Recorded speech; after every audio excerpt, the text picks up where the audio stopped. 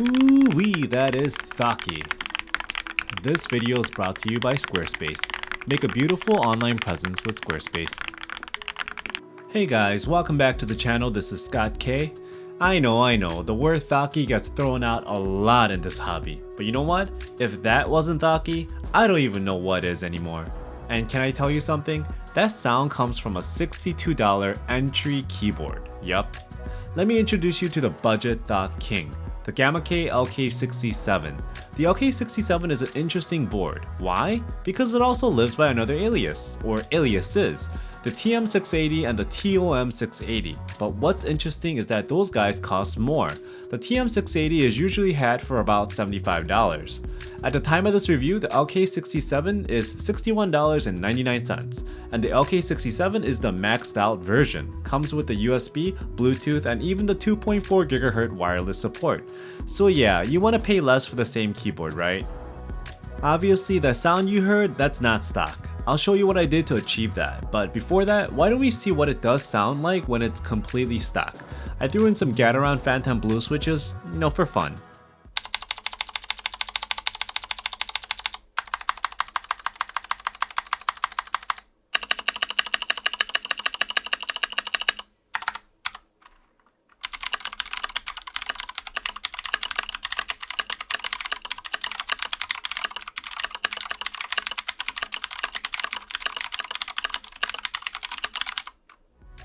Even with the blue clickies, the stock doesn't sound too bad.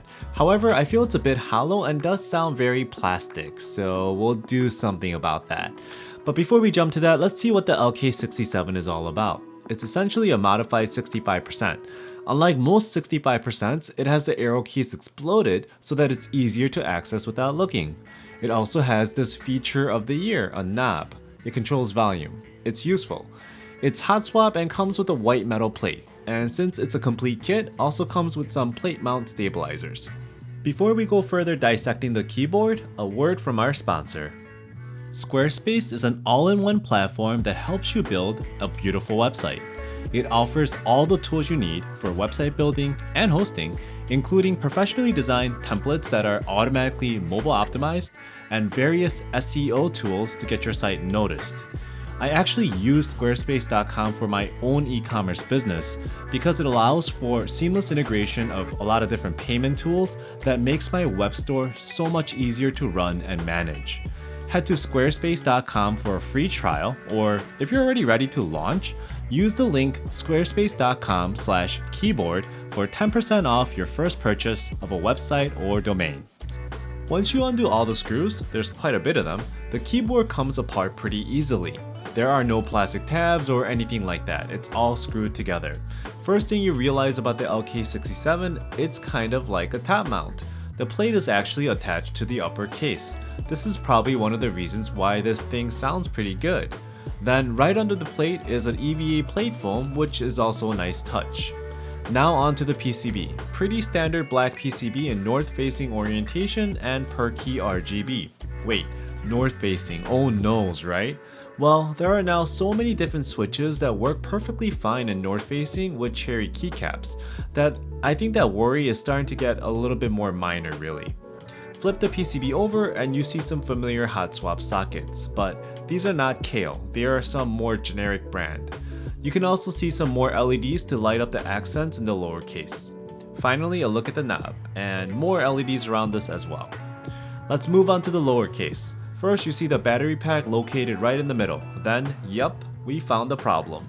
The keyboard sounds pretty hollow and plastic, well, because it is hollow and plastic. There is so much space underneath with all these little ribbing and all, but with nothing to really dampen it. So, I silicone poured it. A case like this with all these little ribs, it's really hard to kill matte or even foam. You need that liquid to fill in every nook and cranny. So it was a pretty easy process, and the case was pretty seamless, so not a lot of mess really. Then, remember how we talked about how this keyboard was kind of like a top mount? It reminds me of the NK65 in its hybrid top and tray mount design. So I decided to take a similar approach and cut off the center standoffs altogether. It was actually 3 in all. Now it's one step closer to being a true top mount. Then, since my intent was to make this keyboard Thocky, I decided to do the tape mat on it. I applied 3 layers of the blue masking tape to the underside of the PCB as you see right here. Remember to avoid the holes where the lower case needs to fit into the upper. This keyboard uses plate mount stabs, so I would recommend to apply a small bit of band-aid around the cutout to make the stab fit much tighter. Then I put the whole thing together and screwed around the edges only to help this become as top mount as possible. Finally, I threw on a set of lubed and filmed Gateron Pro Yellows. I ran out of single color of film, so it's like I ended up using 3 different colors. I know I'm a savage. Then I completed the board with a set of Akko PBT double shot keycaps in silent colorway. Before we move on to how this turned out, let's go over the RGB a bit. Yes, it has per key RGB, which does a fantastic job if you have shine through keycaps. Then it has accents in the lower case. The beauty of the silicone pour is that it's clear, so you can see the LED from the PCB to really shine through the diffusers perfectly fine. Overall, the look of the keyboard and how they executed the RGB is pretty fantastic. Now that all this is done, let's take it for a full-on typing test and a test drive. You got a little glimpse of it, but how does it sound extended?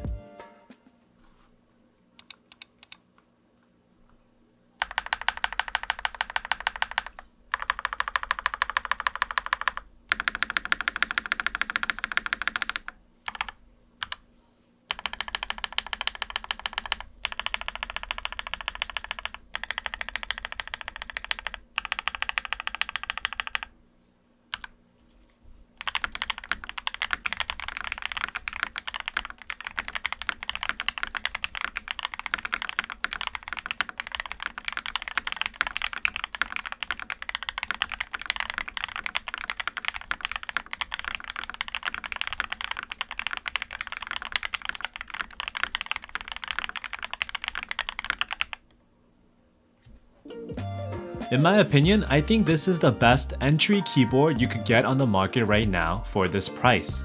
I used to recommend the GK61 or the GK68 as a great entry point into the custom mechanical keyboard hobby, but now with the introduction of the LK67, I don't see why anyone would really go for a full tray mount GK series over something like this at a comparable price point.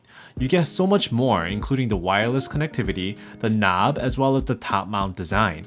Plus, you got to see what it can turn into with a small upgrade. Finally, I know the whole north-facing LED thing will make many people worried, but lately, we have seen many switch manufacturers covering for this with new upper housing designs or long stem pole switches.